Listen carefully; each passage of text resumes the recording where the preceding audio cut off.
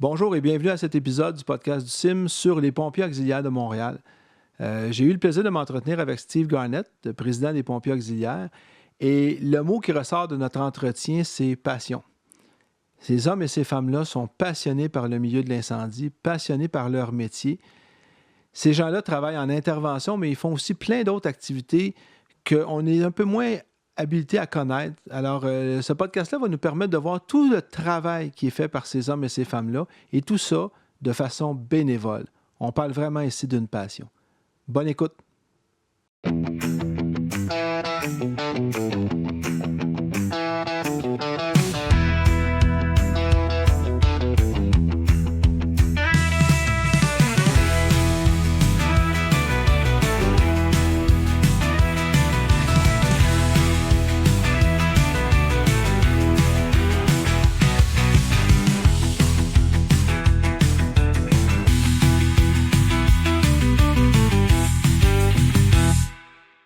Salut Steve. Salut Martin, comment ça va? Ça va très bien. Et merci beaucoup d'avoir accepté l'invitation. Je suis bien content que tu sois ici aujourd'hui. Ça me fait plaisir. Fait qu'on va parler des pompiers auxiliaires de Montréal aujourd'hui, mais avant de parler des pompiers auxiliaires de Montréal, j'aimerais ça que tu me parles de toi. T'es qui, toi, Steve Garnett? Oh, Steve Garnett. Steve Garnett, membre des pompiers auxiliaires depuis 1997, président depuis 2004. À l'extérieur des pompiers auxiliaires, je suis inspecteur à niveau 2 dans une petite compagnie sur la Rive-Sud en aérospatiale. OK. Fait que on fait l'inspection de pièces aéronautiques pour s'assurer que les pièces qui sont installées sur les avions sont aptes et ne casseront pas. Fait que t'es pompier auxiliaire depuis 97? Non, je suis pompier auxiliaire depuis septembre 97, oui. Et président depuis 2004. 2004, 21 ans comme président. 21 ans comme président, mais plusieurs années comme bénévole. Oui. Wow. Oui. On va en reparler tantôt, ça, parce que ça m'intrigue beaucoup, c'est tout aspect-là de bénévolat, tout ça. Mais avant de parler de ça, j'aimerais ça que tu me dises un peu ton équipe. Ça ressemble à quoi? Tu sais, on connaît les pompiers auxiliaires. Moi, ça fait 32 ans que je suis pompier. Il y a toujours eu des pompiers auxiliaires. Il y a toujours eu des pompiers auxiliaires. Oui. Tous les gros feux que je suis allé, il y avait des pompiers auxiliaires. Puis on a passé plusieurs étapes. Tu sais, moi, quand je suis rentré cadet, ils nous mettaient une cigarette dans la bouche, ceux qui en voulaient une. Puis il y avait des cafés, il y avait tout ça. Puis là, ça change. Mais c'est qui cette équipe-là? C'est qui ton équipe? Si on recule, les pompiers auxiliaires, ça a commencé en 1944. C'était des gens de la sécurité civile à l'époque qui voulaient remercier les pompiers pour le travail accompli lors des interventions en hiver. Fait que qu'est-ce qu'ils faisaient? C'est qu'il y avait... La ville était un petit peu séparée en deux à l'époque. Il y avait l'Est puis l'Ouest. Fait qu'un pompier auxiliaire, dans chaque section de la ville, il y avait une cantine qui était faite en bois dans la valise de son véhicule. Puis quand il y avait un feu, il se rendait à la caserne le plus près du feu, il préparait le café, puis avec son véhicule personnel, il amenait le café au feu, puis il servait les pompiers le café au feu avec du Bovril aussi. Au fur et à mesure que les années ont passé, on a évolué de ce qu'on a aujourd'hui, où on a deux véhicules, le 1230 et le 1330. Le 1330, c'est le véhicule qu'on appelle le cantine. On donne toujours du café, on donne toujours de la Bovril, mais on a évolué. On a des bars énergétiques, on a des muffins, on a toute la nourriture qu'on donne aux pompiers sur les lieux des interventions. Ça remplace les sucres et les sels que vous perdez lors que vous combattez l'incendie. Fait que nous, notre rôle, c'est de prendre soin des pompiers pour que les pompiers puissent prendre soin de les citoyens. Ouais, c'est hâte ça. Puis vous êtes combien pour faire ça? On est 32. 32? On est 32 membres. Le conseil d'administration, on a le président, il y a une vice-présidente aux opérations, puis il y a une vice-président finance. Après ça, on a une capitaine qui nous aide côté administratif. Puis après ça, on a des membres honoraires, des membres réguliers, puis des membres associés. Donc vous êtes très structuré, comme un service d'incendie. Là. On est très structuré, exactement. Exactement comme un service d'incendie, sauf un petit peu plus petit en quantité de nombre de personnel. Puis, je suis bien fasciné par ça. Dans les pompiers auxiliaires, il y a des très jeunes, puis il y a des très expérimentés, je vais me permettre de dire. Avec l'expérience, oui. Le plus jeune qu'on a aujourd'hui, il vient juste d'avoir 18 ans. Il attendait depuis l'année passée de rentrer avec nous. Mais il attendait depuis l'année passée de rentrer? Mais nous autres, c'est 18 ans minimum. Puis le plus vieux ou le plus expérimenté de Ouais, membres qu'on a ouais. aujourd'hui, il a 84 ans. C'est sûr que notre membre à 84 ans, M. Serge, il ne vient plus au feu. Ouais. Mais il est toujours impliqué dans les activités. Il vient nous voir les vendredis, etc. Il est toujours impliqué dans les pompes auxiliaires, mais moins actif côté intervention. Ça veut dire que ces 32 personnes-là, 365 jours par année, année après année, assurent un service pour les pompiers et les pompières de Montréal pour venir les soutenir lors des interventions. Oui, il y a une journée par année où ce qu'on est, en guillemets, non disponible OK? pour répondre aux interventions. Puis c'est le soir, c'est même pas une journée au complet, c'est 12 heures. C'est de 5 heures le soir jusqu'à 5 heures du matin. Puis c'est lors de notre party de Noël. Fait que c'est Auquel vous m'avez invité cette année. Merci Oui, beaucoup oui, encore oui, pour oui. l'invitation. J'ai Oui. adoré ma soirée. Merci. Fait que pendant ce 12 heures-là, c'est le seul moment dans l'année où vous n'êtes pas disponible. Exactement. Puis comment vous faites pour... Y a-tu comme un service, pas un service de garde, mais y a-tu un moyen, y a-tu des horaires de garde, y a-tu où c'est qui est disponible se présente, puis Il n'y a aucun horaire de garde. OK. C'est vraiment qui est disponible répond. Fait que ça soit à 5 heures le soir où tout le monde est assis pour le souper de Noël à la maison, la famille est là, le pager sonne, nous on se lève puis on s'en va rendre service, pour donner le service aux pompiers. C'est tellement louable de ce que vous faites. Moi, ça me fait capoter, là. C'est vraiment un don de soi, là. C'est tout cet aspect-là de bénévolat, là. C'est vraiment... moi, je trouve ça extraordinaire, là, mais- En 2024, on a fait 117 appels d'intervention 117, oui, c'est ça. On a fait 117 appels d'intervention, appels d'urgence. Ça, c'est à part de les parades qu'on a faites, les activités, Ben oui, c'est ça. les cérémonies. On va y revenir tantôt à ça, parce que je veux que les gens comprennent bien la différence entre la partie urgence, mais il y a toute la partie aussi cérémonie protocolaire, il y a toute la partie haute parade et des choses comme ça que vous Ouais. faites, hein. Mais ça, je vais en revenir tantôt, mais je veux revenir sur l'aspect bénévolat. Tu sais, mettons, tu dis que tu as un jeune de 18 ans, puis tu en as un de plus expérimenté, mettons, Ouais. là, avec beaucoup plus d'expérience. Qu'est-ce qui fait que votre groupe fait ça? Qu'est-ce qui les amène à faire ça? J'ai posé la question la semaine passée à des membres pour me donner des idées pourquoi que eux ils voulaient faire ça. Il y en a beaucoup qui disent qu'ils aiment ça, ce qu'on appelle le jargon de pompiers, le brotherhood. Ouais.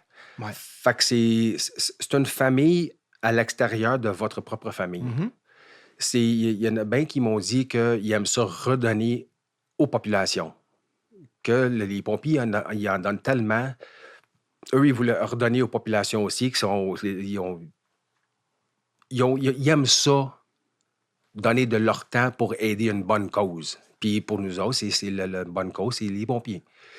Faut pas oublier qu'il y a des pompiers auxiliaires, pour des raisons X, Y, Z, ne pouvaient pas devenir pompiers quand ils étaient plus jeunes. OK. Que ce soit des maladies ou à l'époque, il fallait que tu mesures une certaine hauteur, etc. Fait qu'il y en avait qui ne racontaient pas ces normes-là. Donc, ils viennent faire partie des pompiers auxiliaires pour être capables d'être proches d'une métier qui aurait aimé ça faire, mais n'était pas capable pour des raisons particulières. Et avoir l'expérience sur les lieux des incendies, l'action, d'être avec les pompiers, mais d'une autre façon. Mais en fin de compte, ça veut dire que vous avez tous et toutes, parce qu'il y a quelques femmes dans ton organisation, l'amour du métier de pompier. On a une passion. C'est plus qu'un amour, c'est une passion. Je vous confirme de se réveiller à 3 heures du matin, à moins 32, pour y aller servir du café ou du Beauvril aux pompiers. C'est plus qu'un amour, c'est une passion. Il faut vraiment que tu sois passionné pour faire ce qu'on fait. Puis je le disais tantôt, dans toutes mes années, j'ai jamais vécu un incendie où vous étiez pas là.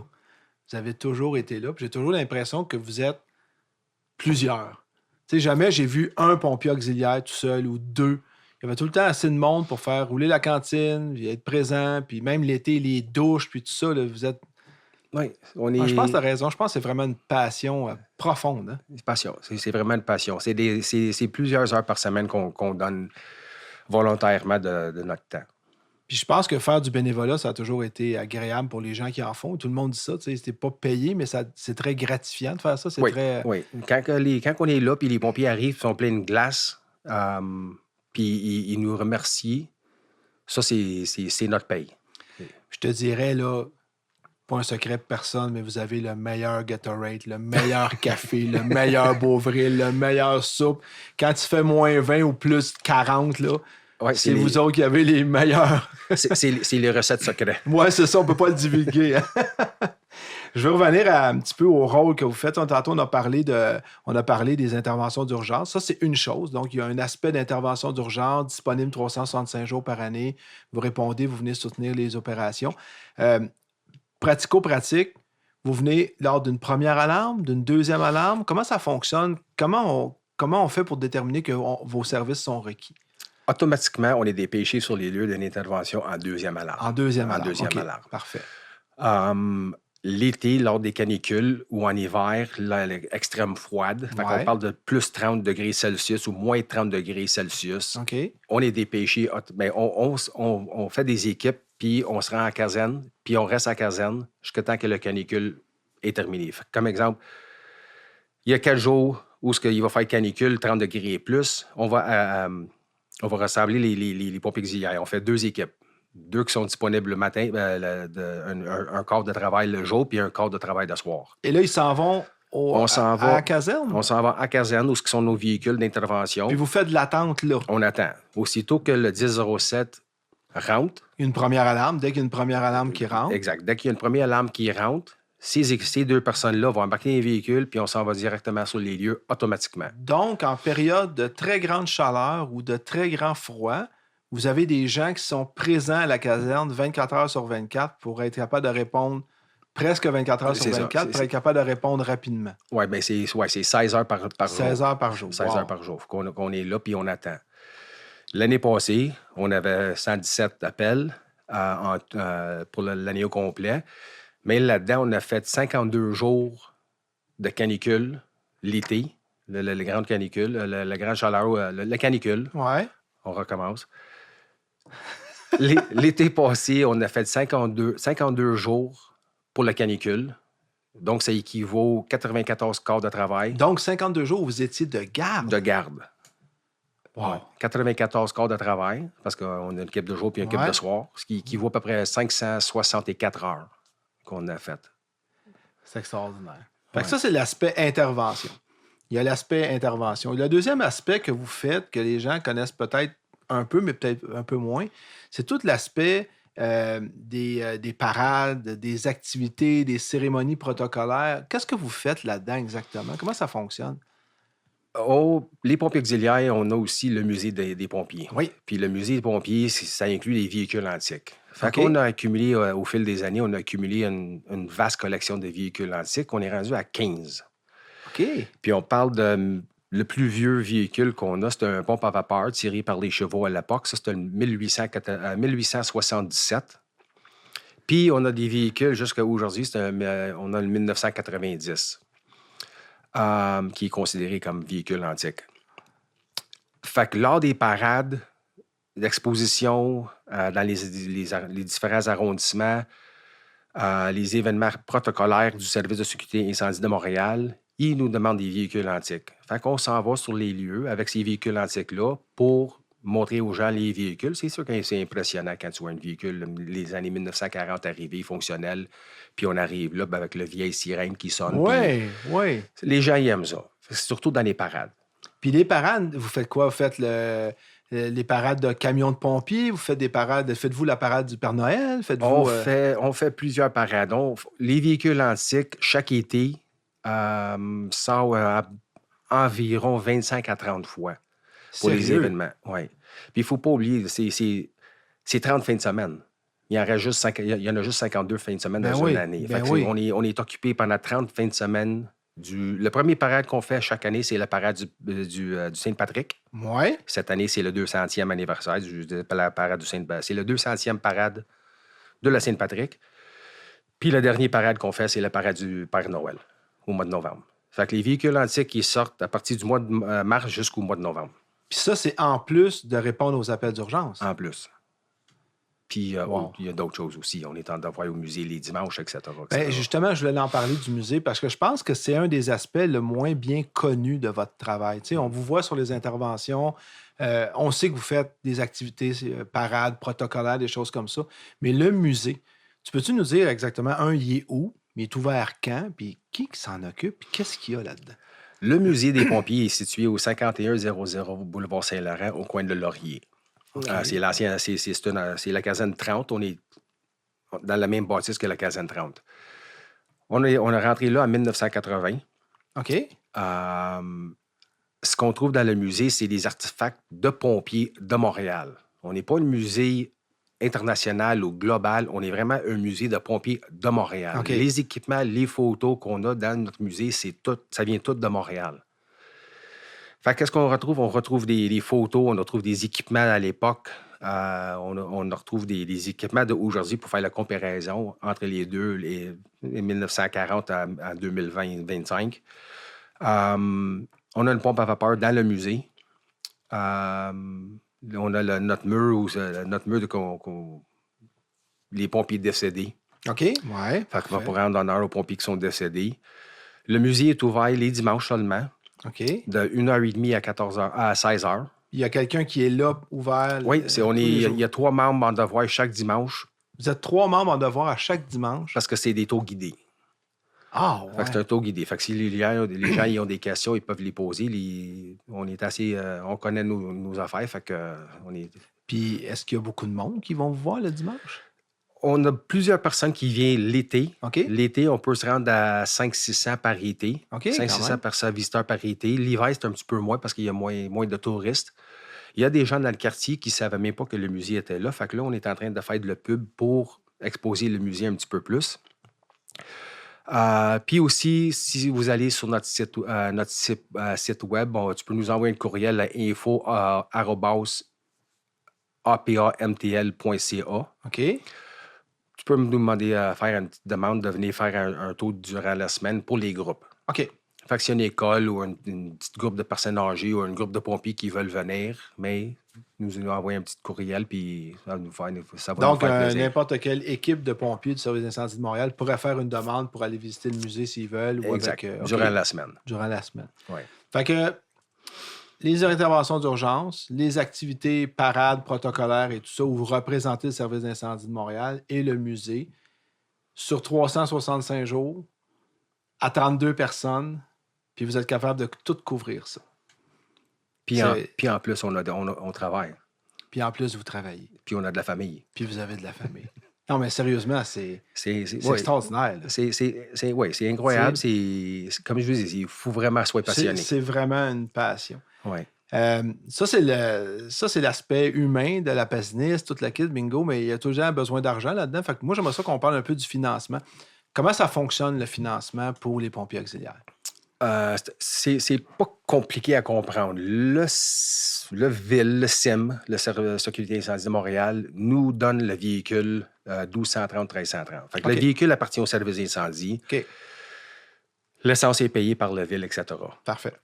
Les équipements à l'intérieur du véhicule, ça vient des contributions des pompiers. OK. Fait que la machine à café, la machine à chocolat chaud, ça vient des contributions des pompiers. Chaque pompier, obligatoirement, il est obligé de donner un montant par paye aux pompiers auxiliaires. Parfait. Puis avec cet argent-là, ce qui est accumulé à tous les mois, avec cet argent-là, on gère nos affaires avec le montant d'argent qu'on a. Fait que les véhicules sont fournis par la ville, puis vous vous occupez d'acheter et de fournir le matériel qui est à l'intérieur, Exact. la bouffe et toutes ces choses. Toute la nourriture, etc. Oui. OK, parfait. Fait que c'est des contributions faites par les pompiers, par les chefs. Tous les gens du service d'incendie contribuent. On contribue sur nos payes ou selon je pense que, pas je pense, mais l'Association des pompiers de Montréal donne aussi. Puis l'Association des chefs donne aussi ou c'est Ça, c'est séparé. c'est séparé? Ça, OK, c'est séparé, parfait. oui. Fait que les deux font la contribution, puis vous autres, c'est votre financement annuel. Fait que... Oui. Puis on peut donner comme on veut ou c'est une contribution qui est... Non, c'est complètement volontaire. Complètement. Fait qu'il y en a qui... C'est vraiment le choix du pompier à donner le montant qu'il veut le donner. Fait que là, si on peut se permettre un petit 10 secondes de publicité, chaque pompière du service d'incendie de Montréal, je vais dire doit, mais devrait donner aux pompiers auxiliaires pour ce que vous offrez comme service. Oui, c'est aujourd'hui. Les affaires ont changé dernièrement, puis OK. aujourd'hui, je peux vous dire qu'à 100% que chaque pompier donne l'argent, Contribue. Parfait. contribue Ça, c'est bien. aux cotisations des pompiers auxiliaires. Bon, parfait. Fait qu'à ce niveau-là, ça va bien, ça marche, les Oui, choses roulent. Parfait. oui. Excellent. Super. On a parlé tantôt des motivations qui vous amenaient, pourquoi vous êtes PAM, puis pompier auxiliaire de Montréal, le bénévolat, puis tout ça.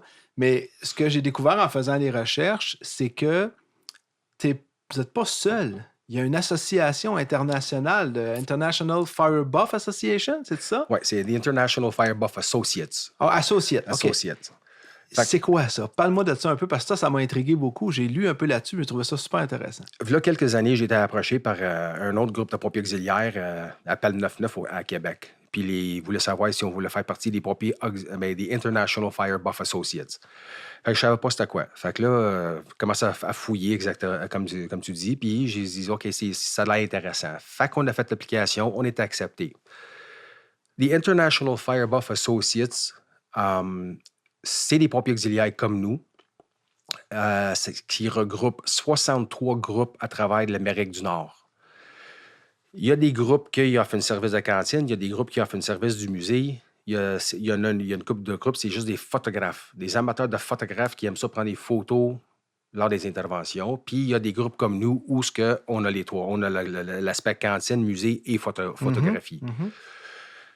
Il y a quelques années, je ne me rappelle pas exactement à quelle date, je pense que ça fait 3 ans, j'ai été nommé, j'ai été élu vice-président exécutif des pompiers du International Fire Buff Ah Associates. ouais, félicitations. Merci. J'ai été vice-président régional, OK. puis après ça, j'ai monté dans les rangs, puis là, je suis rendu vice-président exécutif. Exécutif. Puis tu me disais, c'est 63 63 groupes organisations, en groupes. Amérique du Nord. Ça part de Seattle, puis ça s'en va juste à San Francisco, Boston, Philadelphie. Il y en a partout. Milwaukee, Virginie. Est-ce qu'il y en a d'autres au Canada? Parce que là, tu as parlé de Appel 99 qui est à Québec, mais il y en a-tu, mettons, dans l'Ouest canadien? Il n'y a aucun groupe de pompiers auxiliaires dans l'Ouest canadien. Ah non? Ça l'arrête en Ontario. Fait que Ontario et Québec, c'est les seules 2 provinces au Canada qui a des pompiers auxiliaires. Puis on sait-tu pourquoi? Aucune idée. Wow, c'est hot, ça. Aucune idée. Honnêtement, aucune idée. Puis au Québec, à part nous et Québec, y a-tu d'autres groupes de pompiers auxiliaires? Oui, je pense qu'on est 8 groupes au Québec. 8? Des pompiers auxiliaires, oui. Ah, il y en a sur la Rive-Sud? Il y en a sur la Rive-Sud, il y en a sur la Rive-Nord, il y en a à Ouais. Québec. Il y a 3 groupes dans le bout du Québec. Il y en a 2 groupes sur la Rive-Sud. Ah ouais. Oui. Fait on a au Québec environ 8 groupes de pompiers auxiliaires, puis au Canada, il y a seulement le Québec puis l'Ontario qui en a. Ouais. Sinon, c'est tous des groupes américains. Oui. Puis est-ce que vous vous rencontrez annuellement? Avez-vous une rencontre annuelle? Avez-vous des activités? Ouais, à chaque année, il y a une conférence qui est faite dans une ville différente. En OK. 2019, on était fiers d'être ville hôte de la convention, du congrès. L'année passée, c'était à Richmond, Virginie. Cette année, on est 3 groupes. Il y a nous, les pompiers auxiliaires de Montréal, il y a les pompiers auxiliaires de Toronto et l'Ontario Fire Buff Association, qu'on a décidé de se mettre les 3 ensemble pour faire un congrès dans le coin de Ottawa-Gatineau. OK. Fait que là, au mois de septembre, le congrès va se faire Ottawa-Gatineau. On attend à peu près 100-125 personnes de partout en Amérique du Nord qui vont descendre à Ottawa-Gatineau pour faire participation de cet congrès-là. Et, encore une fois, je me répète, tous des bénévoles. Tous du bénévole. 0 salaire, 0 paye. Tape sur le dos, merci beaucoup. C'est ça qu'on a, puis c'est ça qu'on aime. Je me pose la question, est-ce que tu sais pourquoi c'est bénévole? Y a-tu dans l'histoire, puis, tu sais, cette question-là me vient, pourquoi c'est bénévole? Pourquoi... on ne sait pas, hein? C'est vraiment des gens passionnés qui supportent les opérations, qui supportent les interventions de pompiers, puis... J'en ai aucune idée pourquoi il n'y a aucun salaire relié à cette passion-là. Je ne sais même pas si j'aurais été payé, je ne sais même pas si je le ferais. Ouais, exactement. Hein? C'est vraiment une passion. Quand tu es payé, tu es obligé d'y aller. Quand c'est une passion, tu veux y aller. Ouais. C'est ça la grosse différence, je pense. Ben, Steve, écoute, je veux juste te remercier. Merci d'avoir pris ce petit temps-là avec nous autres pour être capable de nous expliquer un peu plus le travail des pompiers auxiliaires, votre groupe, qu'est-ce que vous faites. puis vers où vous allez les prochaines années, c'est sûr que ça ne va pas en diminuant. Là. C'est sûr que les interventions augmentent, on a de plus en plus besoin de vous autres. Fait que merci beaucoup. Merci à ton groupe.